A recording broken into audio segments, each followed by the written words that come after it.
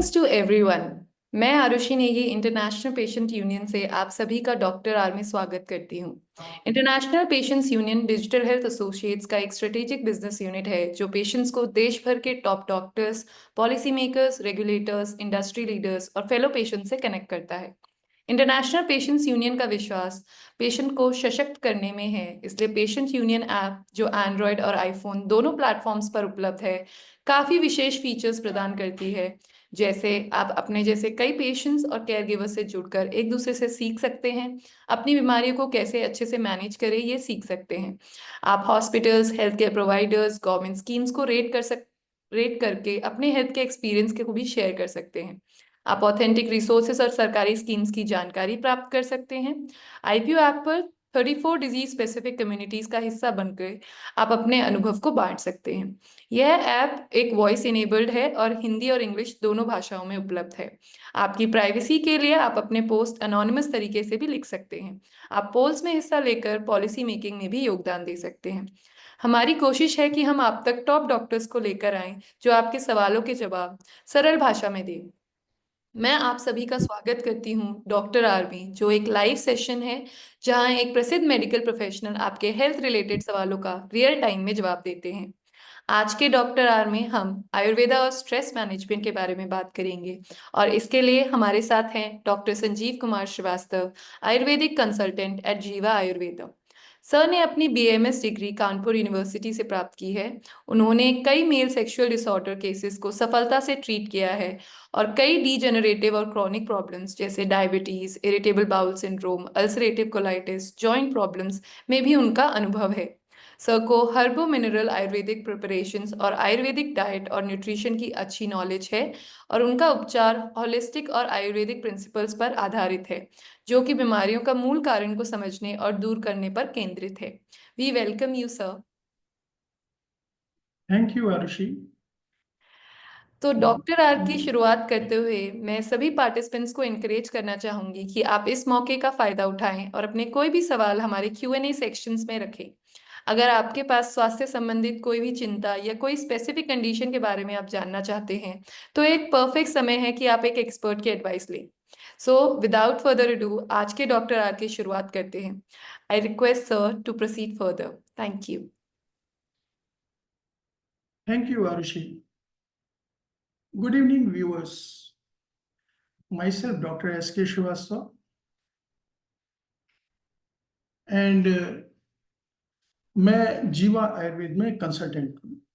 आज हम लोग यहाँ पे स्ट्रेस का आयुर्वेदिक मैनेजमेंट जानने के लिए हम लोग यहाँ पे उपस्थित हुए हैं, सभी लोग हैं। सबसे पहले हमको ये समझना जरूरी है कि स्ट्रेस होता क्या है। पहला हम स्ट्रेस के ऊपर चर्चा करेंगे, फिर स्ट्रेस होता क्यों है, किन कारणों से हमारे अंदर एक स्ट्रेस की उत्पत्ति होती है, स्ट्रेस आ जाता है, उसके ऊपर चर्चा करेंगे। इसके बाद हमें जरूरत है ये समझने के लिए कि स्ट्रेस का हमारे शरीर पे क्या प्रभाव पड़ता है, क्या प्रभाव जो है हमें किस प्रकार से किया जा होता है, इसके ऊपर भी हम चर्चा करेंगे। स्ट्रेस के कारण कौन कौन से रोग हमारे शरीर के अंदर आ सकते हैं, हम इससे बचाव कैसे कर सकते हैं, इन्हीं सब पे आज चर्चा करने का विषय है। इसके लिए आज हम अपनी एक पीपीटी आपके सामने शेयर करेंगे और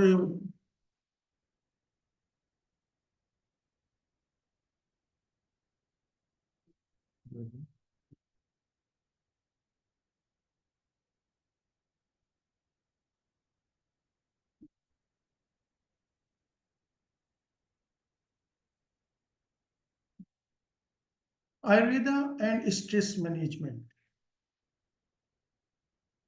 इस पीपीटी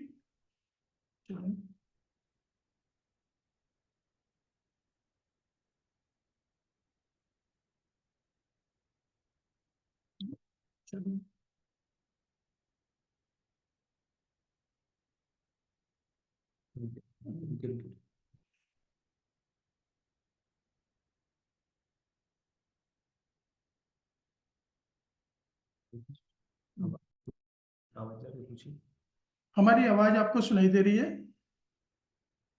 यस सर।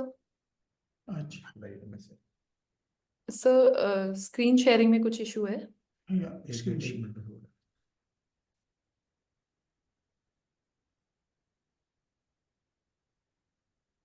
रुकिए, छोड़िए।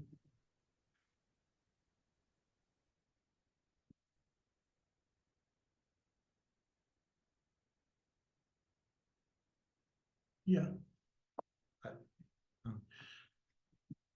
आज हम आयुर्वेदा एंड स्ट्रेस मैनेजमेंट के ऊपर हम आज चर्चा करने के लिए आए हैं, और हम आपको ये बताएंगे आयुर्वेद के द्वारा हम अपने स्ट्रेस, अपने तनाव को कैसे दूर कर सकते हैं। आयुर्वेदा में 3 चीजें बताई गई हैं। हमारा बॉडी, जो ये बॉडी है, ये माइंड और सोल से मिलकर बनी हुई है। हमारी बॉडी के अंदर एक माइंड होता है जिसका एक्सटेंशन हमारी बॉडी होती है। सोल जो होती है वो हमारी आत्मा होती है। माइंड के 3 स्टेट्स होते हैं, सत्व, रज और तम। सत्व में हमारा बैलेंस ऑर्डर होता है, पीस होता है, काम होता है, रियलिस्टिक होते हैं। अब हम जब स्ट्रेस को जानना है तो इन चीजों को जानना हमारे लिए बहुत ही जरूरी है। रज में हम क्रिएटिव होते हैं, पैथेटिक होते हैं लोगों के प्रति, हमारी एनर्जाइज होते हैं। लेकिन तम की अवस्था एक अंधकारपूर्ण अवस्था होती है जिसमें हम लेथार्जिक हो जाते हैं, लेजी हो जाते हैं, रेसिस्टेंट हो जाते हैं। इस तरह से हमारे माइंड के 3 स्टेज होती है, जिसमें सत्व ही सबसे बढ़िया है, रियलिस्टिक है। और सत्व माइंड वाले लोग इससे हमारे स्ट्रेस से, तनाव से बचे रहते हैं। सत्व को हमें जानने के लिए हमें यह जानना जरूरी है कि सत्व की 3 स्टेजेस होती हैं, जो कि प्रवर सत्व, मध्यम सत्व, अवर सत्व। आयुर्वेद ने इसको डिस्क्राइब किया हुआ है, जो स्ट्रॉन्ग विल पावर वाले होते हैं, किसी भी सफरिंग को इजिली बियर कर सकते हैं, ऑप्टिमिस्टिक होते हैं, उनको क्राइसिस में किसी तरह का कोई डर नहीं होता है। मध्यम सत्व वाले जो होते हैं, एक्सेसिव राजस होते हैं, उनके अंदर दूसरों को देख करके मोटिवेशन होता है और वो जल्दी दूसरों को देख करके मोटिवेटेड हो जाते हैं। और इंफीरियर सत्व वाले, उनके अंदर एक अंधकार होता है, कंफ्यूजन होता है, रेस्टलेस होते हैं, लैक ऑफ विल पावर होता है, इम्पेशेंट होते हैं, डिप्रेस्ड होते हैं। तो अवर सत्व जो होता है वो तम रोगों के कारण होता है। अब हमारे माइंड के कंपार्टमेंट 4 होते हैं। मेमोरी जो होती है वो हमारा चित्त होता है। आयुर्वेद में इसको चित्त के रूप में वर्णन किया गया है। आइडेंटिटी, जो हमारी खुद की पर्सनैलिटी होती है, अहंकार, मतलब हमारे अंदर जो चीजें हैं वो जो होती हैं, उसको इन आइडेंटिटी के अंदर बताया गया है। एक ये माइंड का एक कंपार्टमेंट है जिसमें हम अपने आत्मबोध करते हैं। इंटेलेक्ट, हमारी बुद्धि जो होती है वो हमारी इंटेलेक्चुअल होती है, कैसे हम किसी भी चीजों से हम अच्छे से सामंजस्य बिठा सकते हैं, वो जो है हमारी बुद्धि होती है। और मन जो होता है, माइंड का एक कंपार्टमेंट मनस होता है, जो कि हमारे जो इमोशंस होते हैं उनके ऊपर हमारा मन। इस तरह से हमारे माइंड के 4 कंपार्टमेंट होते हैं, जिससे कि हमारा पूरा शरीर, हमारी बॉडी जो है गवर्न होती है। अब व्हाट इज स्ट्रेस? अब स्ट्रेस पर हमें जो है क्या करना है। Stress is our body response. हमारा स्ट्रेस जो है हमारा बॉडी रिस्पॉन्स है, जो कि अगेंस्ट प्रेशर होता है। जो कोई भी एक्सटर्नल प्रेशर, किसी भी तरह का ऐसा प्रेशर जो डिफरेंट सिचुएशन में हमारे ऊपर आ जाता है, लाइफ के डिफरेंट सिचुएशंस में, उसमें हमें एक तनाव महसूस होने लगता है। और ये तनाव कब ट्रिगर कर जाता है? उस समय ट्रिगर करता है जब अनएक्सपेक्टेड सिचुएशन हमारे सामने आ जाती है। जब अनएक्सपेक्टेड सिचुएशन होती है जिससे कि हमारे सेंसेस में डर पैदा हो जाता है, हम फील करते हैं कि हमारा जो है सिचुएशन के लिए लिटिल कंट्रोल है, हमारा कंट्रोल नहीं है। तो ऐसी सिचुएशन में एक तनाव हमारी बॉडी में पैदा हो जाता है। और ये सबके संग होता है, हर एक व्यक्ति के संग इस तरह का सिचुएशन पैदा हो जाती है। लेकिन इसको डील करने की हर एक की अलग अलग अपनी एबिलिटी होती है, कोपिंग एबिलिटी होती है, जिससे कि वो अलग अलग तरीके से इस स्ट्रेस को डील कर सकते हैं। जरूरी नहीं कि एक व्यक्ति एक तरह से स्ट्रेस को डील कर रहा है तो दूसरा व्यक्ति उस स्ट्रेस को डील ही नहीं कर पा रहा है और वो परेशान हो रहा है, जो कि डिपेंड करता है हमारे जेनेटिक्स, जो हमने संस्कार अपने परिवार से पाए हुए हैं, जो हमारे संग पुराने लाइफ इवेंट्स हुए हैं जिनसे इस तरह का स्ट्रेस कभी हो चुका है और हम फिर उस रूप में जो है फिर से हमारे पास स्ट्रेस आया तो हम इससे निकलने की पहले भी प्रक्रिया कर चुके हैं। हमारी पर्सनैलिटी कैसी है, सोशल इकोनॉमिक सर्कमस्टेंसेस कैसे हैं, इन पे भी स्ट्रेस जो है, इन सब से भी स्ट्रेस हमारे अंदर आता है। ये स्ट्रेस का बहुत बड़ी कौन सी थिंग जो चीजें हैं स्ट्रेस को बढ़ाने का काम करती है। कैसे स्ट्रेस हमारे अंदर आता है, बेरवेंट है, शोक है, सेपरेशन फ्रॉम एनीबॉडी, अपने परिवार से सेपरेशन होना या अपने दोस्त और किसी फ्रेंड से सेपरेशन होना, किसी भी तरह का कोई ऐसा जो आपको पसंद चीजें हैं उससे सेपरेशन होने से भी हमारे अंदर एक तरह का प्रेशर आता है जो कि स्ट्रेस क्रिएट करता है।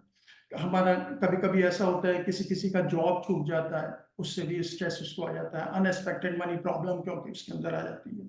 वर्क रिलेटेड स्ट्रेस होता है, वर्क बहुत ज्यादा हो रहा है उसके ऊपर और उसके कारण उसको कोई भी समय अपने और लोगों के लिए नहीं मिल रहा है, तो उससे संबंधित उसके अंदर दिमाग में एक तनाव पैदा हो जाता है जो कि कभी कभी नेगेटिव इम्पैक्ट जो होता है हमारी मेंटल हेल्थ पर भी हावी हो जाता है और हम एक विषद की अवस्था, आयुर्वेद में विषद की अवस्था कहा गया है, विषद की अवस्था में चल रहे हैं। अकॉर्डिंग टू चरक ने कहा है विषदो रोगो वर्धनम आग्रह। विषद ग्रीफ, दुख हमारे जो डिजीज की कंडीशन है उसको और बढ़ा देती है। ये एक पूरा जो है एक सिंड्रोम की तरह है। हमारे शरीर पे पड़ने वाले वातावरण के जो प्रभाव हैं, जो सोशल प्रभाव है, इकोनॉमिक प्रभाव है, वो एक उसका पूरी एक सिंड्रोम की तरह। और पेंडेमिक होता है कि हर व्यक्ति के लिए स्ट्रेस अपने एक अलग, और स्ट्रेस से जो मेंटल डिजीज हो जाती है, हमें स्ट्रेस के कारण हमें डिप्रेशन की, एग्रीवेशन की स्थिति हो जाती है। स्टेट ऑफ माइंड हमारा सात्विक से तामसिक में परिवर्तित हो जाता है और हम डिप्रेशन की स्थिति में चले जाते हैं। ये स्ट्रेस से होने वाले प्रभाव। अब हमें सबसे पहले स्ट्रेस कैसे हमारे शरीर के ऊपर कार्य करता है उसको देखना भी हमें जरूरी है।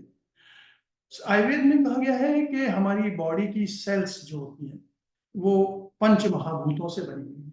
पंच महाभूत कौन कौन से होते हैं? आकाश, वायु, अग्नि, जल और पृथ्वी। इधर एयर, फायर, वाटर, अर्थ।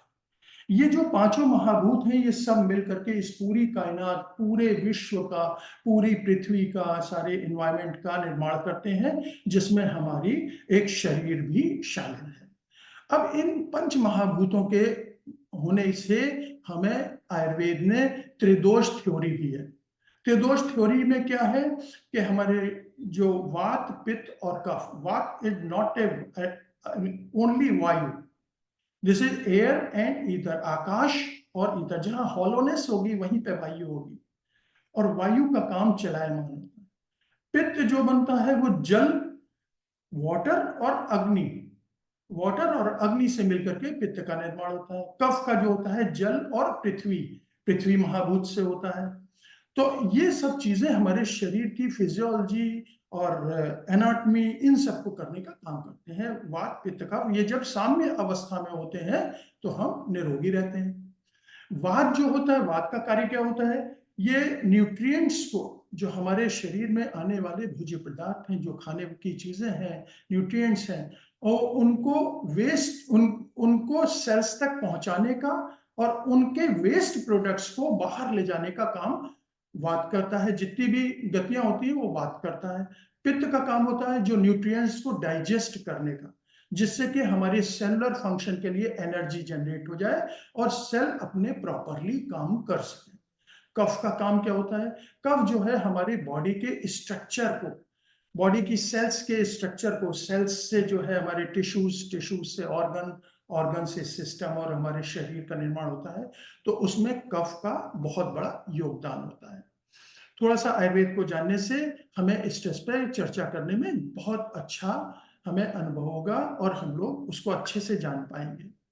अब वात पित्त कफ स्ट्रेस पे कैसे काम करते हैं? वात मेन होता है जो कि हमारे साइकोलॉजिकल फेनोमेना में को गवर्न करता है।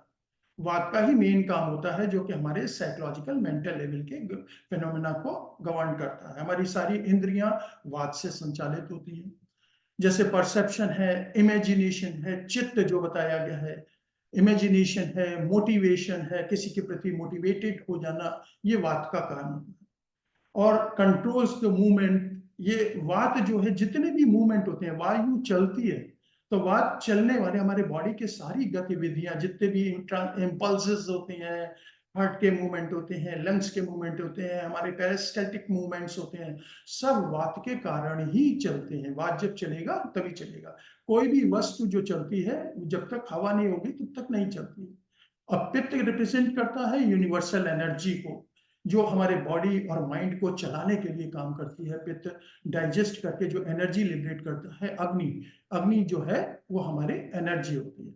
ये काइनेटिक और पोटेंशियल एनर्जी के बीच में बैलेंसिंग करता है। डाइजेशन, एंजाइमेटिक, एंडोक्राइन सिस्टम पर पित्त की मेन फील्ड ऑफ एक्टिविटी होती है। कफ, इट इज पोटेंशियल एनर्जी होती है, responsible for the somatic stability, हमारे बॉडी की स्टेबिलिटी को बनाए रखने के लिए कफ जो है, कफ की एनर्जी होती है, रिस्पॉन्सिबल होता है। इट गवर्न्स स्ट्रक्चरल इंटीग्रिटी, हमारे बॉडी के जो हार्मोनी होती है उसको बनाए रखने, कंपोनेंट्स बनाए रखने के लिए, हमारी इम्यूनिटी को मेंटेन रखने के लिए, फ्लूइड लेवल को बॉडी के अंदर मेंटेन रखने के का काम कफ करता है। टाइप्स ऑफ स्ट्रेस जो होते हैं, जो आयुर्वेद में वर्णन है, मेंटल, इमोशनल, फिजिकल, इसमें धी, धृति, स्मृति।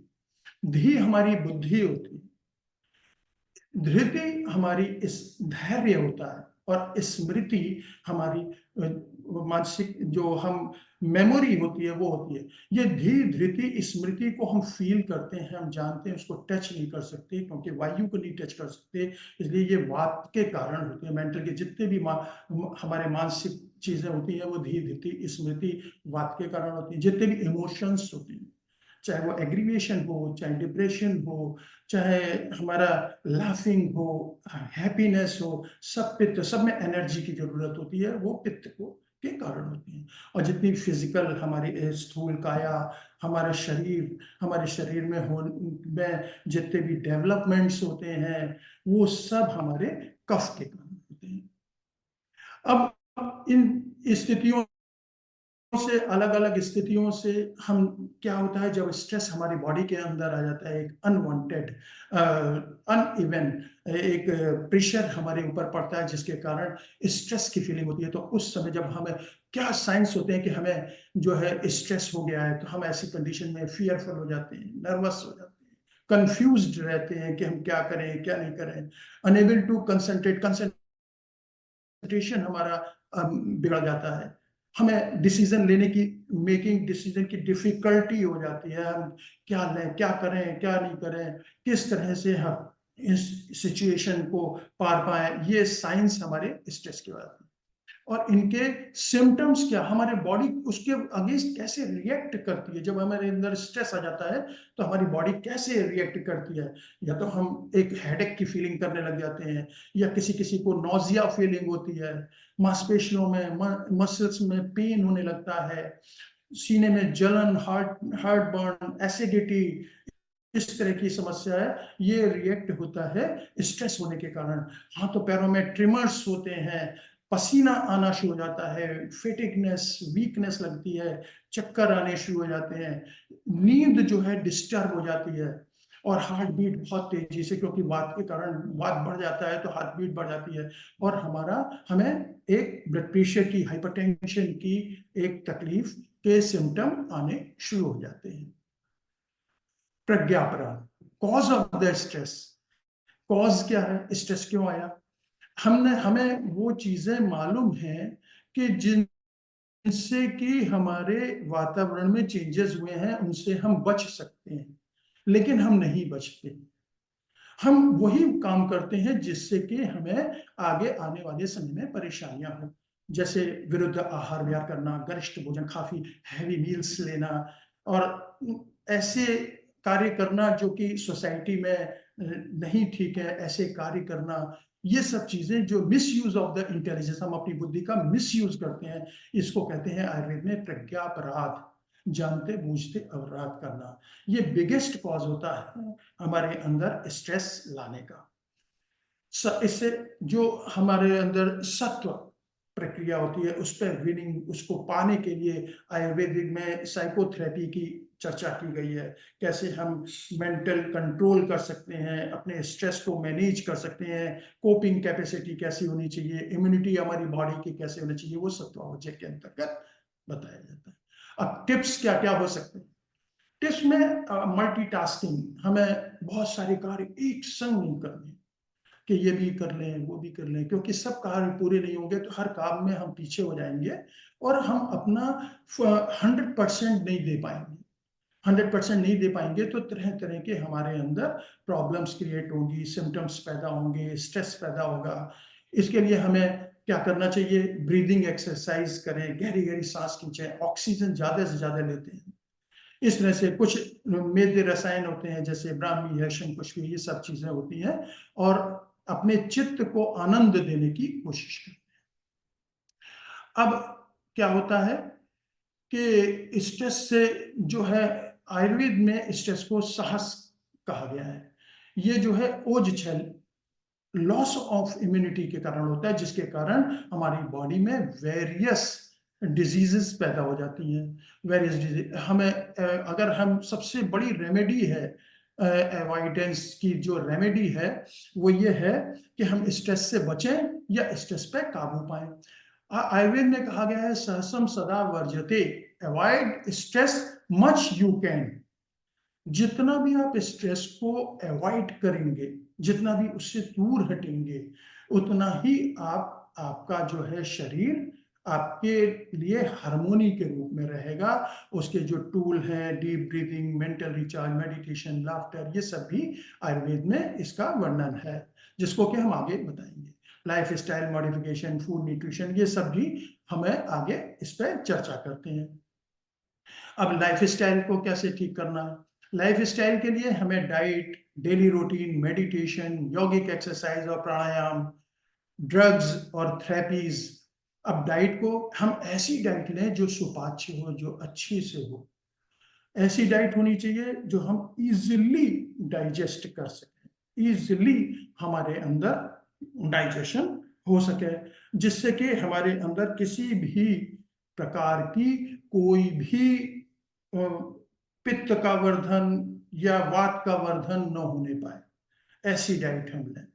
और हमारे सारी बॉडी के फंक्शंस, एलिमिनेशंस, ये सारी चीजें नॉर्मल प्रक्रिया में होती रहे। अब हमें उसके लिए जो डाइट हम लेंगे तो उसके लिए सवेरे का कहा गया है कि सवेरे थोड़ा अच्छी सी डाइट लेनी चाहिए, क्योंकि दिन भर काम को करने के लिए एक एनर्जी की जरूरत होती है।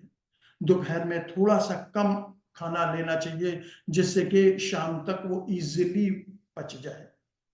रात को बहुत हल्का खाना लेना चाहिए और सोने से 2 घंटे पहले ही हमें ये खाना लेना चाहिए, जिससे कि हमारा डाइजेशन प्रॉपरली स्टमक से इंटेस्टाइन के अंदर आ जाए, जहाँ पे अच्छे से उसका जो एब्जॉर्प्शन है, पूरा जो हमारा जो जो रस है वो अच्छे से हमारा एब्जॉर्ब हो सके और हमारे बॉडी पार्ट्स में जा सके। हमारी डेली रूटीन बहुत अच्छी होनी चाहिए।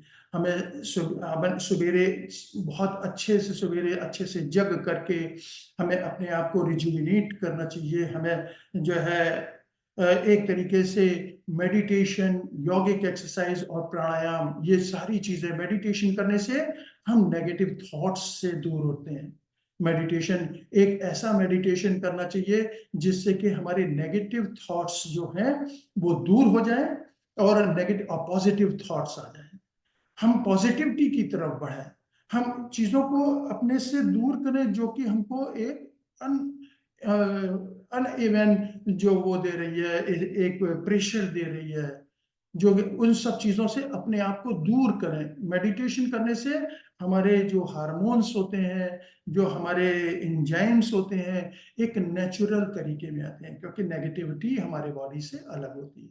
तो ऐसे में स्ट्रेस के मेडिटेशन, आयुर्वेद में मेडिटेशन से कई तरह के मेडिटेशन जो हैं, इसमें जो है अगर हम हमारे जो चक्रास होते हैं उनके ऊपर भी काम कर सकते हैं। अच्छा, योगिक एक्सरसाइज, योग, ध्यान, प्राणायाम, ये आयुर्वेद का एक महत्वपूर्ण गुण है। तो हम योग के द्वारा एक्सरसाइज, प्राणायाम में प्राणवायु को आयाम देना, प्राणवायु ऑक्सीजन, ऑक्सीजन हमारे शरीर के अंदर जाए और वहां पे प्रॉपर गैसियस एक्सचेंज हो, ऑक्सीजन हमारे में एब्सॉर्ब हो और कार्बन डाइऑक्साइड रिलीज हो।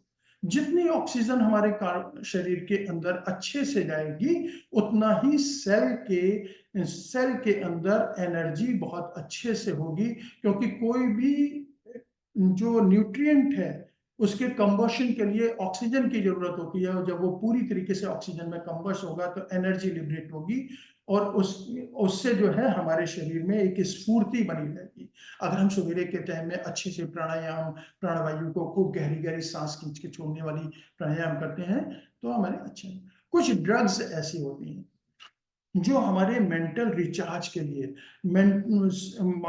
हमारे मस्तिष्क की कोशिकाओं को एक्टिवेट करने के लिए, मस्तिष्क की कोशिकाओं को पोषण देने के लिए कुछ ड्रग्स होती है, जिसपे अभी हम चर्चा करेंगे। कुछ थेरेपीज होती हैं जो कि स्ट्रेस रिलीजिंग थेरेपीज होती हैं। स्ट्रेस को हम किस तरह से रिलीज कर सकते हैं, उससे संबंधित थेरेपीज होती हैं। हमारे अंदर, हमारे खुद के अंदर अगर हम अपनी जो है कोपिंग एक्सरसाइज करते हैं, हमारे खुद के अंदर कुछ चीजें ऐसी होती हैं जो कि हमारा अपना एक आइडेंटिटी होती है। कभी कभी हमें बहुत पसंद होता है डांसिंग करना, सिंगिंग करना और राइटिंग करना और म्यूजिक, ये सब चीजें होती हैं। तो ऐसे में हम अगर 1 घंटा 2 घंटे भी अपने इन जो हमारे शौक हैं उन पे अगर हम लगाते हैं तो बहुत हद तक हम जो ओवर स्ट्रेस से हम ग्रसित हो रहे हैं उससे हम बच सकते हैं, उससे हम दूर हो सकते हैं और हमारे अंदर एक पॉजिटिव एनर्जी हमारे अंदर आ सकती है, जो कि हमारी कोपिंग कैपेसिटी को बढ़ाने का काम करेगी और हमारी इम्यूनिटी को बूस्टअप करने का काम करेगी। हम कुछ टाइम स्ट्रेस को रिफ्रेश करने के लिए जो हम देते हैं, तो जिससे कि हमारा माइंड रिफ्रेश हो जाता है, क्योंकि हम और भी चीज़ों को रिफ्रेश करते हैं कि नहीं, जैसे कि हम करते हैं कि ये बहुत भर गया है, इसको रिफ्रेश कर दो, फिर से नया चीज़ें आ जाएं। तो ऐसे ही हमारे जब दिमाग के अंदर बहुत सारे विचार, बहुत सारी चीज़ें भर जाती हैं, तो हम उसको रिफ्रेश करने के लिए वो चीज़ें करते हैं जो कि हमें पसंद है, जिसके लिए हम जो है टाइम नहीं दे पा रहे थे। अगर हम वो चीजें करना शुरू कर देते हैं तो स्पेशलिटी होती है हमारे अंदर, स्पेशलाइज्ड रूप से हमारा स्ट्रेस धीरे धीरे कम होना शुरू हो जाता है। अब स्ट्रेस जैसे म्यूजिक वॉचिंग ये सब है, और सबसे बड़ा एक जो स्ट्रेस का एक को दूर करने का है, आपको नींद बहुत अच्छी लेनी चाहिए। सवेरे का जागरण भी अच्छे समय पे होना चाहिए। हमें लाफिंग हार्मोन्स, हमें जो है हंसना चाहिए। हंसने से लाफिंग एक बेस्ट एक्सरसाइज होती है, हमारे फेफड़ों को एनर्जाइज करती है, हमारी बॉडी के को एनर्जाइज करती है, हमारे ब्रेन को एनर्जाइज करती है। ये तो laughing is the best exercise है स्ट्रेस से रिलीज होने के लिए। म्यूजिक सुनना, रीडिंग, वॉचिंग, कुछ अच्छी चीजों को देखना। हमारे आयुर्वेद में कहा गया है आहार, निद्रा और ब्रह्मचर्य। आहार जो है, हमें पौष्टिक आहार जो होता है हमारे शरीर को बैलेंस करने में, एक हार्मोनी बनाने में काम करता है। निद्रा, रात भर हम जब सोते हैं तो हमारा सवेरे जो होता है माइंड जो है रिलैक्स फील करता है और दूसरे दिन के पूरे काम करने के लिए फिर से तैयार हो जाता है। और ब्रह्मचर्य, सद आचरण, ब्रह्मचर्य का मतलब सद आचरण, हमें सात्विक आचरण करना चाहिए। ऐसा आचरण जो कि सोसाइटी में और सब जगह मान्य हो, जिसके द्वारा हमें ये न महसूस हो, कोई अपराध बोध हमारे अंदर ना आए कि हमने ये गलत किया है, उसके कारण हमारे अंदर तनाव पैदा हो और वो तनाव तरह-तरह के सिम्पटम्स, साइंस और फिर लास्ट में रोग के रूप में, डिप्रेशन के रूप में, एग्रीवेशन के रूप में हो। इसलिए सद आचरण करना चाहिए। तो आयुर्वेद ने आहार, निद्रा, ब्रह्मचर्य को स्ट्रेस रिलीविंग कोपिंग एक्सरसाइज, हमारी इम्यूनिटी को बूस्टिंग करने का एक बहुत अच्छा माध्यम बताया है। हमारे अंदर जो मेडिसिन, जो हमारी मेद्य औषधियाँ होती हैं, जो हमारे ब्रेन को अच्छे से न्यूट्रिशन देने का काम करती हैं, उसमें जो मेडिसिन है, ब्राह्मी है, शंखपुष्पी है, जटामांसी है, अश्वगंधा है, और घी जो होता है वो ड्राइनेस खत्म करता है, हमारे ब्रेन की भी, हमारी बॉडी की भी, हमारे स्टमक के अंदर की भी। ये घी एक अच्छे से काम करता है, जो वात रोगों पे काम करता है। वात का काम ही जो है हमारे मेंटल स्टेटस को ठीक करने का होता है। जब ये साम्यावस्था में होता है, साधारण होता है, तो हमारा मेंटल स्टेटस और सब कुछ ठीक रहता है। तो घी जो है रुक्षता को खत्म करता है। कुछ नट्स ऐसे होते हैं जैसे आलमंड है, वॉलनट है, ये हमारे ब्रेन की सेल्स को पोषण पहुंचाने का काम करते हैं। हमारे शरीर में माइक्रो न्यूट्रिएंट्स जो कि ब्रेन के लिए बेनिफिशियल है, उनको देने का काम करते हैं। तो इनका भी हमें सेवन करना चाहिए अपने आप को रिजुविनेट, मेंटल रिजुविनेशन के लिए। ये हमें इन सब का भी सेवन करना चाहिए। हमें अपने इमोशनल इम्यूनिटी को कैसे बूस्ट अप करना चाहिए? इमोशनल इम्यूनिटी को बूस्ट अप करने के लिए एक साउंड स्लीप की जरूरत होती है, गहरी नींद। गहरी नींद लेने के लिए हम जब सोते हैं तो हमें योग निद्रा करनी चाहिए। कभी-कभी एक प्राणायाम होता है कि हम जब आंखें बंद कर लेते हैं तो अपनी सांस के ऊपर हम कंसंट्रेट होते हैं। अपनी सांस के ऊपर जब हम कंसंट्रेट होते हैं तो अपनी इंस्पायरेशन और एक्सपायरेशन को फील करते हैं। जब इंस्पायरेशन और एक्सपायरेशन को फील करते हैं तो ब्रेन जो है उस पर जो कंसंट्रेट हो जाता है, हमारे इंस्पायरेशन और एक्सपायरेशन पे, और धीरे धीरे धीरे धीरे करके हम एक डीप स्लीप में चले जाते हैं। और डीप स्लीप में जाने के लिए हमको सबसे पहले डिजिटल डिटॉक्स की जरूरत होती है। आजकल डिजिटल डिटॉक्स ही बहुत जरूरी है गहरी नींद लेने के लिए, क्योंकि कहा गया है कि आज जो मोबाइल है, ये आपके लैपटॉप है, सीरियल टीवी शोज हैं, तरह तरह के सोशल मीडिया पे वो चीज़ें हैं, अगर हम उनको सोने से पहले लगातार देख रहे होते हैं तो उनका इम्पैक्ट हमारे ब्रेन पे पड़ रहा होता है। और वो ब्रेन हमें जो है लगातार वर्किंग में होता है, वो सारे दिन भी वर्क करता है और रात में भी वर्किंग में होता है, तो हमें साउंड स्लीप नहीं आ पाती है। जब साउंड स्लीप नहीं आ पाती है तो ऐसी स्थिति में सवेरे हम कभी भी एनर्जाइज होके नहीं उठ सकते। हमारा डिटॉक्सिफिकेशन, बॉडी का जो एलिमिनेशन ऑफ फीकल मैटर्स और चीजें होती हैं, हमारे नेचुरल अर्जेस होते हैं, सब डिस्टर्ब हो जाते हैं। अगर हम मेडिटेशन 20 मिनट भी हम अगर मेडिटेशन कर लेते हैं, या हम मेडिटेशन 20 मिनट भी करते हैं, तो थोड़ी देर के लिए हम इस सब जगह से कट ऑफ हो जाते हैं, ओवर प्रेशर से कट ऑफ हो जाते हैं, जिसके कारण हमारे अंदर क्या होता है कि एक नई एनर्जी पैदा हो जाती है, नए थॉट्स आना, नए पॉजिटिव थॉट्स आना शुरू हो जाते हैं। अगर हम मंत्रा चैंटिंग करते हैं, कोई जो भी मंत्र आपको आता हो, जो भी चीज आपको जानकारी हो, जिस पे कि आप अपने आप को एकदम रिलैक्स फील करें, उसका बार बार अपने मन के अंदर दोहराते रहने से आपके ब्रेन में सूदिंग इफेक्ट होता है, ब्रेन सेल्स एनर्जाइज होती हैं, ब्रेन सेल्स में वर्किंग कैपेसिटी बढ़ जाती है, वो सोचने समझने, धीरधृति स्मृति आपकी इम्प्रूव कर जाती है, वात रोग ठीक हो जाते हैं।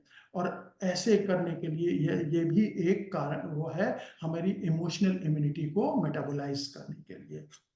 अगर हम अपना एक कुछ टाइम, क्वालिटी टाइम, जो बढ़िया टाइम हम अपनी फैमिली के साथ, जिनके संग हमें बहुत अच्छा लगता है, जिनके संग हम सारी जिंदगी रहे, उनके साथ अच्छा सा टाइम स्पेंड करते हैं, तो खूब हंसते हैं, खूब पुरानी बातों को लेकर के हम लोग अच्छे से मेल मुलाकात, पुरानी यादगारों में हम जीते हैं अपने फ्रेंड्स के साथ, अपनी फैमिली के साथ। तो भी हम एक ये जो प्रेशर हमारे ऊपर आया था, जिसने स्ट्रेस क्रिएट किया था, उससे हम अपने आप को बाहर निकाल सकते हैं और इमोशनली स्ट्रांग हो सकते हैं। इमोशनली इम्यूनिटी हमारी स्ट्रांग होगी।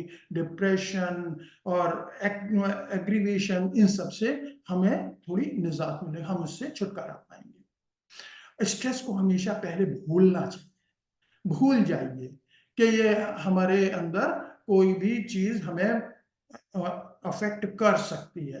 ये हमारी आइडेंटिटी होनी चाहिए कि हम किसी भी चीज को अफेक्ट हमारे बॉडी के ऊपर ना होने दें। आएगा, लेकिन हमें उसको उड़ा देना है, हमें उसको निकाल देना है, उससे जो है अलग हट जाना है। जो अगर पहले तो कोशिश यही करेंगे कि अच्छा हुआ है, ठीक है, अच्छी बात है, हम इसके अगेंस्ट ये कार्य करेंगे और हम इससे बाहर आ जाएंगे। लेकिन जब हमें ये लगने लगता है कि हम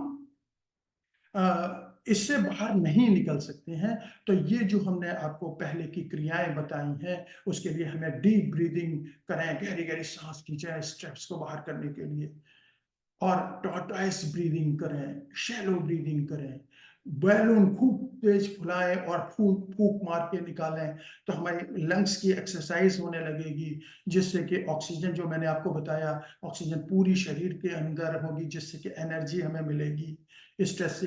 हम चॉपर एक्सरसाइज करते हैं। चॉपर एक्सरसाइज क्या होता है? ये बहुत अच्छी एक्सरसाइज है, ये बहुत ही अच्छी चॉपर एक्सरसाइज है। हम जब एक्सटेंशन पीछे की तरफ करें, तो हम इंस्पायरेशन करें, पूरी सांस को अपने अंदर भरें, और फिर जब फ्लेक्सियन की कंडीशन में, आगे झुकने की कंडीशन में आए, तो एक्सपायरेशन करें, सांस को बाहर निकालें। तो इस तरह से करने से हमारे सारे बॉडी के पार्ट्स भी पूरी तरीके से कार्य करते हैं और ऑक्सीजन लेवल भी हमारा मेंटेन हो जाता है। शोल्डर चलाते हैं, लेग्स चलाते हैं, ये सारी जो हम करते हैं सांस को खींचते हुए छोड़ते हुए, तो सारे जॉइंट्स भी हमारे मूवेबल रहते हैं और इजीली हम क्या कहते हैं, अपने सारे कार्य, अपने जॉइंट्स को सब अच्छे से हेल्दी रख सकते हैं।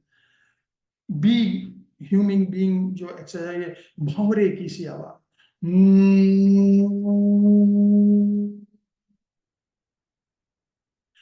इस तरह की जो आवाज निकलती है, भौरे की भुनभुनाने वाली आवाज, वो हमारी आंखें बंद करके अगर हम ये वाली एक्सरसाइज करते हैं, तो हमारी ब्रेन की सेल्स एक्टिवेट होती है, वो कार्य करने लगती है। जो डिप्रेशन की स्थिति में उनके ऊपर तरह तरह की चीजें जमा हो गई थी, वो चीजें अलग हटती हैं और ब्रेन सेल जो है एक्टिवेट होती है, एनर्जाइज होती है, सोचने समझने की शक्ति हमारी बढ़ती है, हमारी कोपिंग कैपेसिटी बढ़ती है, स्ट्रेस से लड़ने की क्षमता हमारी बढ़ जाती है, और हम डिसीजन पावर और हमारे जो चीजें होती हैं, वो सब हमारी एनर्जाइज हो जाती हैं, और हम फिर से स्ट्रेस को फूंक करके अलग कर सकते हैं।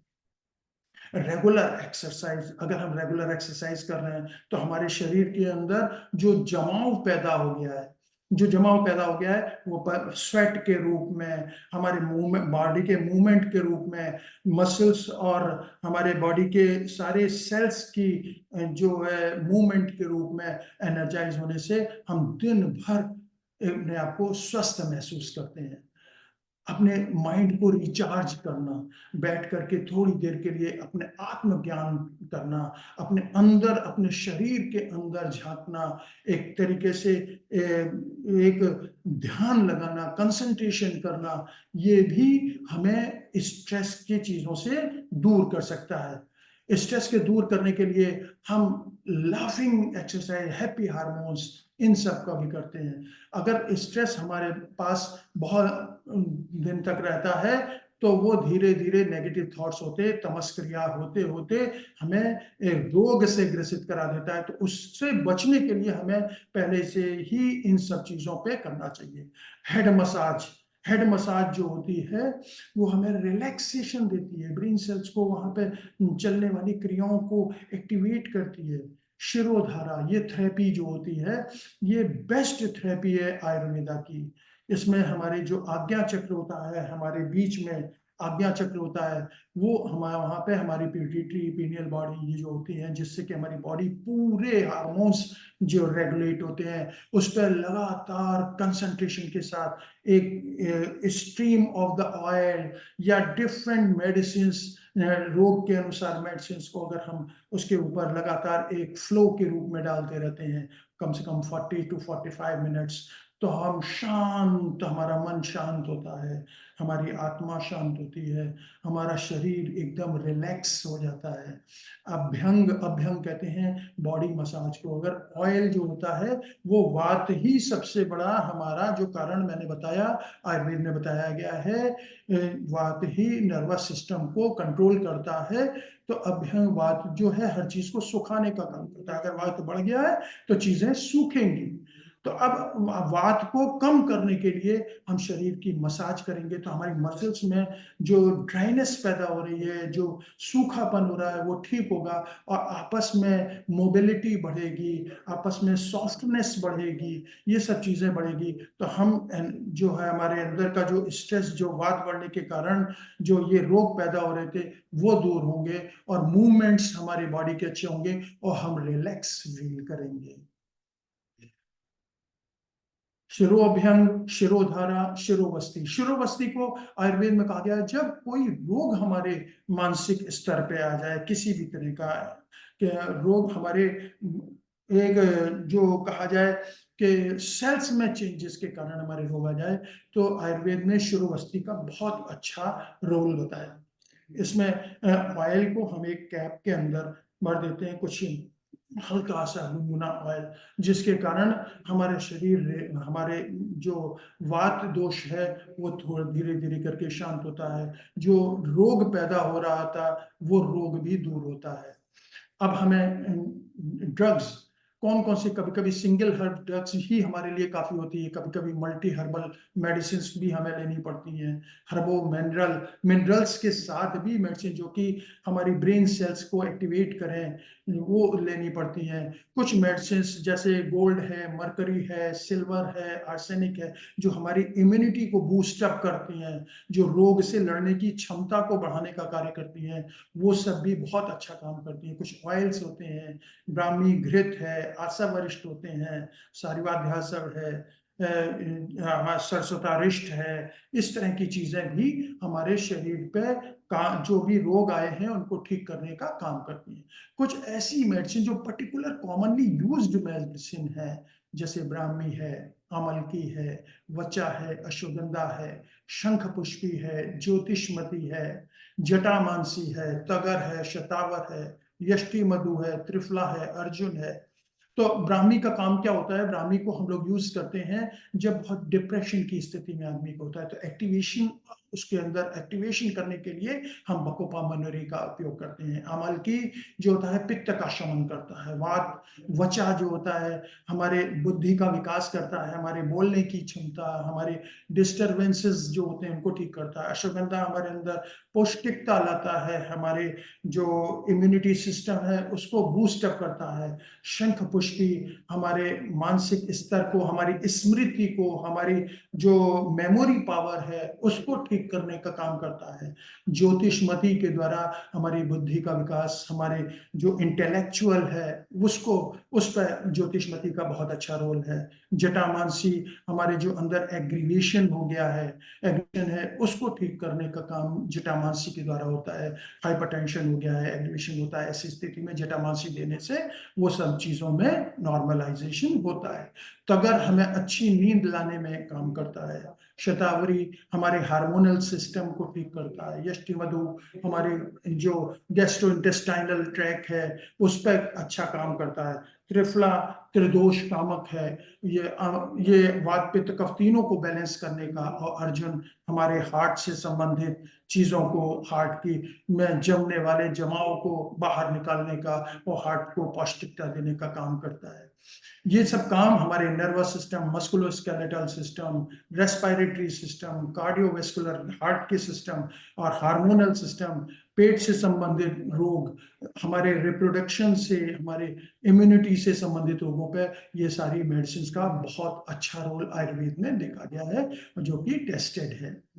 हम वात को दूर करने, जो हमारी डाइट होनी चाहिए, वात पैसिफाइंग डाइट होनी चाहिए, जो कि इजीली डाइजेस्टेबल हो, स्वीट हो, अच्छी हो, हमारे जो मन को भाने वाली घी, मिल्क फ्रेश हो, नटमेग्स जो होती हैं, क्लोव्स होती हैं, पाल्दे होते हैं, हमारी बॉडी एक्ट को कम करती हैं। जिंजर जो हमारे कफ दोषों को कम करने का, टर्मरिक हमारी जो अंदर जो इम्यूनिटी कम हुई है उसको, सिनेमोमम कफ को कम करने का काम करती है, फ्लैक्स सीड्स और बेसिल्स हमारी इम्यूनिटी को बढ़ाने का काम करते हैं। आयुर्वेदा, जीवा आयुर्वेदा ने एक इसके लिए बहुत अच्छा एक प्रोटोकॉल बनाया है, माइंड वेलबींग, जो एम्पावरिंग और your mind of our healthy life को एम्पावर करने के लिए ये एक बहुत ही अच्छा प्रोटोकॉल है, जिसके अंतर्गत हम लोग रोगों के उपचार के साथ साथ इस प्रोटोकॉल को भी लोगों को देते हैं, तो वो प्रोटोकॉल वो बहुत ही अच्छा वर्क करता है और लोग जल्दी निरोगी होते हैं। अब इनके नटशेल में हम ये बोल सकते हैं, एक वेरी फेमस लिरिक्स है, पूरा नटशेल उस लिरिक्स में अवेलेबल है। Excuse me. Yes sir. हाँ, एक वेरी फेमस है, ये क्या हुआ, कैसे हुआ, कब हुआ, क्यों हुआ, जब हुआ, तब हुआ, कि छोड़ो ये न सोचो। ये एक गाना बहुत ही फेमस गाना रहा है, लिरिक्स बहुत अच्छी है। ये क्या हुआ, ये एक अनइवन प्रेशर से हमारी बॉडी ने रिएक्ट करके स्ट्रेस पैदा किया। कैसे हुआ, वातावरण में होने वाले चेंजेस, हमारे सोशल इकोनॉमिकल चेंजेस एक स्ट्रेस को के कारण ये इस तरह से हुआ। कब हुआ, एक अनइवन चीज हमारे अंदर आई थी जिसके कारण ये स्ट्रेस पैदा हुआ। क्यों हुआ, क्योंकि हमारी बॉडी की कोपिंग कैपेसिटी कम थी, जिसलिए हम इससे ग्रसित हो गए।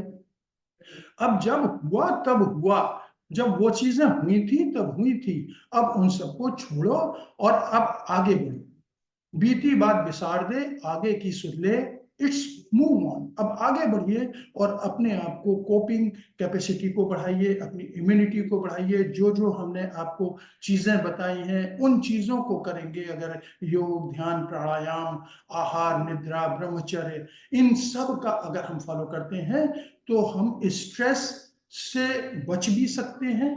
स्ट्रेस के से हम जो है होने वाले सिम्टम्स से भी बच सकते हैं, स्ट्रेस का प्रभाव जो हमारे शरीर के ऊपर पड़ रहा है उससे भी बच सकते हैं, और स्ट्रेस से जो रोग उत्पन्न होंगे उनसे हम बाहर भी निकल सकते हैं। तो हमें इसके लिए आप सभी का बहुत बहुत धन्यवाद, और हम आप लोगों को धन्यवाद देते हैं। आप अगर स्ट्रेस से बचने के लिए आयुर्वेद के इन फॉर्मूलों को जो मैंने आपको अभी बताए हैं इनको उपयोग करते हैं तो आपका शरीर निरोगी रहता है। आयुर्वेद में कहा गया है, सम दोषः समाग्निश्च सम धातु मलः क्रिय प्रसन्न आत्मेन्द्रिय मनः स्वस्थ विधीयते। ये स्वस्थ की परिभाषा की है। यह सारे दोष वात पित्त कफ समान हो, सम धातुएं हमारी रस रक्त मांस मेद अस्थि मज्जा शुक्र समान हो, हमारी धातुएं सारी ठीक हों, हमारा प्रसन्न आत्मा और इंद्रिय और मन सब प्रसन्न हो, हमारे एलिमिनेशंस प्रॉपर हो, तो वही व्यक्ति स्वस्थ है। तो इसको पाने के लिए जो एक्सरसाइजेस, जो कोपिंग एक्सरसाइज बताई गई है उसको फॉलो करिए। थैंक यू, नमस्कार। Thank you so much sir. Sir आपने बहुत ही आसान भाषा में हमें सब कुछ समझा दिया है। आई मीन सारे पेशेंट्स के लिए, सारे ऑडियंस के लिए बहुत ही इजी और सरल लैंग्वेज में आपने हमें समझाया कि कैसे हम अपना स्ट्रेस को मैनेज कर सकते हैं। साथ ही आपने हमें कुछ एक्सरसाइजेस भी बताई इस दौरान कि कैसे हम अपने स्ट्रेस को कम कर सकते हैं। और जो लिरिक्स आपने लास्ट में पढ़े, आई थिंक अगर किसी को पूरा पीपीटी याद नहीं होगा तो एटलीस्ट ये लिरिक्स की वजह से तो उन्हें याद रहेगा कि उन्हें अपना स्ट्रेस कैसे मैनेज करना है। So thank you so much, sir. Sir, if you could take your slide share down, I'll be able to ask you questions. या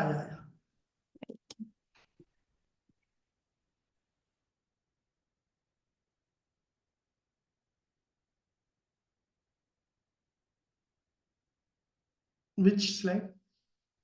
सर ये आप स्लाइड शेयर बंद कर देंगे क्या, तो फिर ओके, बिल्कुल क्वेश्चन बिल्कुल, यस आंसर्स ले यस सकते यस हैं यस, ऑडियंस से। या Finally, thank you so much, sir. Sir, now the Q&A is open to our audience. कुछ हमारे पास questions हैं, मैं आपको questions पूछती हूँ और आप हमें answer दे दीजिए। तो पहला question is, what is Ayurvedic psychotherapy?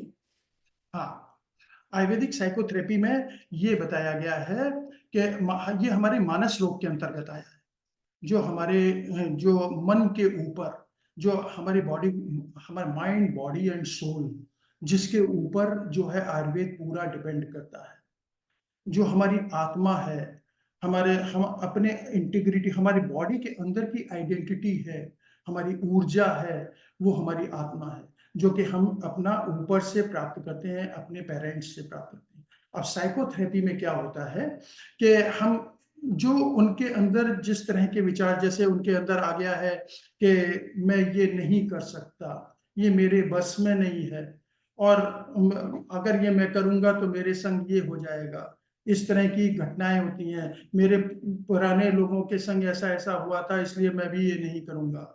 तो उसके ऊपर हम लोग उनको बताते हैं, उनकी ये थेरेपी ये दी जाती है कि आपकी बॉडी और उनकी बॉडी अलग थी, आपके अंदर वो एनर्जी है, हम उसको बाहर निकालने का काम करते हैं। हम उनकी जो क्वेश्चन आंसर करते हैं, जिसमें वो अपने आप को दबा हुआ, अपने आप को कमजोर महसूस कर रहे हैं, उसको निकाल के उनको नॉर्मल तरीके से लाने का काम करते हैं, वो आयुर्वेद के जरिए। जैसे कि जो हमने आपको कोपिंग एक्सरसाइज, जो हमने आपको मेडिटेशंस बताया, उसके द्वारा उनको कहते हैं कि आप इससे ये जब करेंगे तो आपके अंदर ये पावर है, जिसको कि आप अपने आप को ठीक कर सकते हैं और वापस ला सकते हैं। ये दिस इज द साइकोथेरेपी। उनके नेगेटिव थॉट्स को पॉजिटिव में बदलने का जो कार्य आयुर्वेद में किया जाता है, उसको कहा जाता है। Thank you, sir. The next question, I think it's more of a comment. This is from Mithilesh Pandey.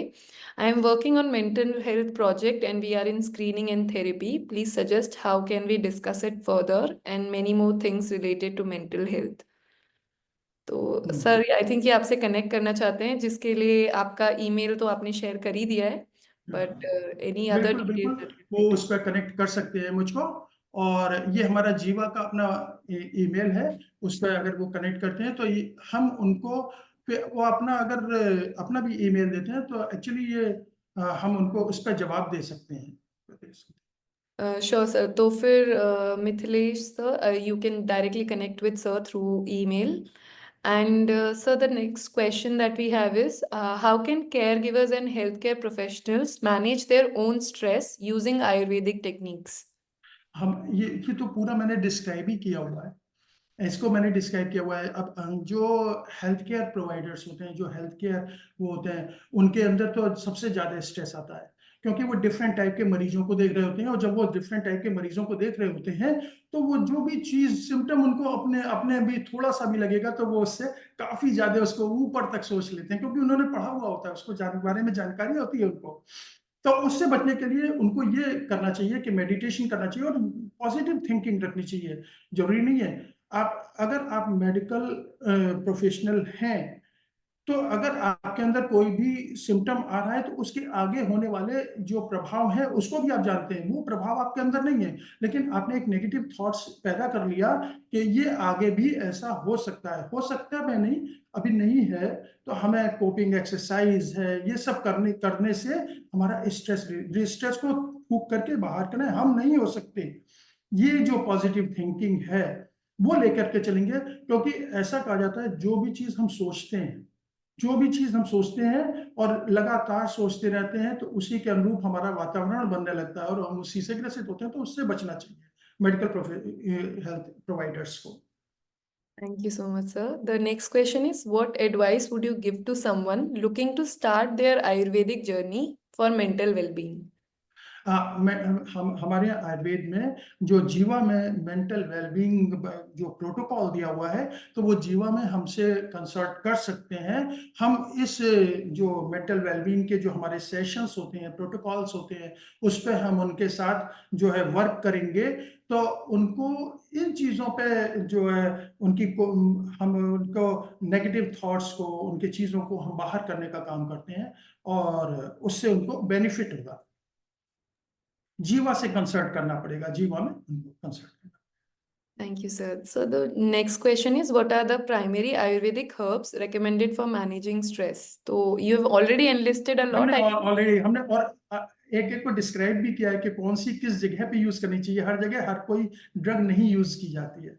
जैसे मैंने बताया कि डिप्रेशन में ब्राह्मी को यूज करिए, एग्रीवेशन में जटामांसी को यूज करिए, तो मैंने उसमें ऑलरेडी डिस्क्राइब किया हुआ है। तो वही कि स्टार्टिंग हम इन्हीं आयुर्वेदिक कुछ ऐसे हर्ब्स है जिनसे हम स्टार्ट कर सकते हैं, मतलब ऐसा कुछ? हाँ, बिल्कुल कर सकते हैं। सबसे पहले तो वो हमारा A2 घी लेना शुरू कर। अगर वो घी लेना शुरू करेंगे तो वात का शमन होगा। वात जो वृद्धि हो जाती है, जिसके कारण हमारे सारे नर्वस सिस्टम इन्वॉल्व होता है, तो घी जो है उसके A2 घी जो हमारा जीवा का है, वो बहुत ही अच्छा घी है। सबसे पहले वो स्टार्ट करें। कुछ हमारे यहाँ की मेडिसिन है, जैसे स्ट्रेस फ्री मेडिसिन के रूप में है, वो स्टार्ट करें, है ना। इन सब चीजों को वो स्टार्ट कर सकते हैं। सर, जो नेक्स्ट क्वेश्चन है कि how does Ayurveda address the root cause of stress? तो स्ट्रेस का मेन कॉज पे कैसे आयुर्वेदा काम करता है? हाँ, तो यही तो हमने उनसे बताया ना कि सबसे पहले मैंने इसी चीज को डिस्क्राइब किया था कि हमारा शरीर कैसे बना हुआ है और शरीर कैसे काम करता है। वात पित्त कफ के द्वारा काम करता है। वात जो होता है नर्वस सिस्टम को काम, तो हमें नर्वस सिस्टम को काम करने के लिए वात पे काम करने की जरूरत है। जब हम वात पे काम करते हैं, उनकी मेंटल एबिलिटी को बढ़ाने का काम करते हैं, तो अपने आप शारीरिक दोष अपने आप कम होते चले जाते हैं। सर, जो नेक्स्ट क्वेश्चन है वो है, how can one identify early signs of stress imbalance according to Ayurveda? हाँ, अकॉर्डिंग टू आयुर्वेदा मैंने उनको सबसे पहले मैंने स्लाइड में बताया ही था कि उनके ऊपर उनको फियर पैदा होगा। उनको जो है एक तरीके से डिप्रेशन लगने लगेगा, वोमिटिंग सी फीलिंग होने लगेगी, जबकि उनको किसी तरह का कोई वो नहीं है। कोई एक अनइवन प्रेशर हमारे ऊपर आया था, जिसके कारण हम उससे निकल नहीं पा रहे हैं, उसके बारे में नहीं सोच पा रहे हैं, जिसके कारण वो हो रहा है। तो ये जो फियर है, हेडेक है, डिप्रेशन है, सडन चेंज ऑफ मूड है, ये सब चीजें होने लगेंगी, तो आप समझ लीजिए कि हमारे अंदर एक स्ट्रेस आ रहा है। सर, जो अगला सवाल है वो है, what are some Ayurvedic therapies that we can use for chronic stress? I think आपने बहुत सारे मेंशन किए हैं, बट बहुत अगर आप सारे मेंशन है। समराइज हमें कर देंगे कि क्या क्या थेरेपीज हम यूज कर सकते हाँ, अगर हम सबसे पहले अगर घर में भी है तो हम हेड मसाज को करवा सकते हैं। हेड मसाज से जो है जो हमारा स्ट्रेस है काफी हद तक रिलीज होता है। दूसरा हमने शिरोधारा बताया था। शिरोधारा जो है हमारा जो बॉडी बैलेंस होती है, जो हार्मोनी होती है, हार्मोन्स जो निकलते हैं, जो बॉडी को हार्मोनी में लाते हैं, जो वो सबसे ज्यादा होता है पीटीटी से।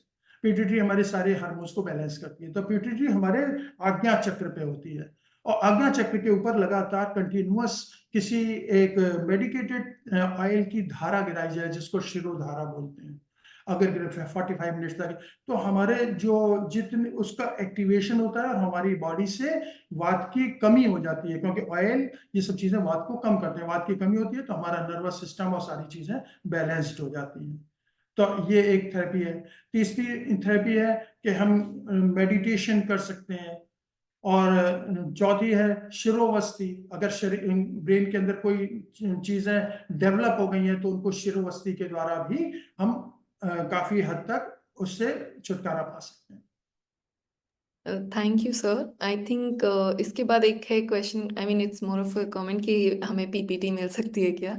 सो I think this will be already be live on our social media platforms, and also we will upload it on a YouTube section and also on Patients Union app. तो अगर किसी को कभी भी पीपीटी अगर देखना है तो हमारे ऐप के थ्रू देख सकते हैं। I think with this, sir, I think we come towards the end of our Dr. R. And thank you so much, sir, for sharing. Thank you, Hamshi. Thank Yeah.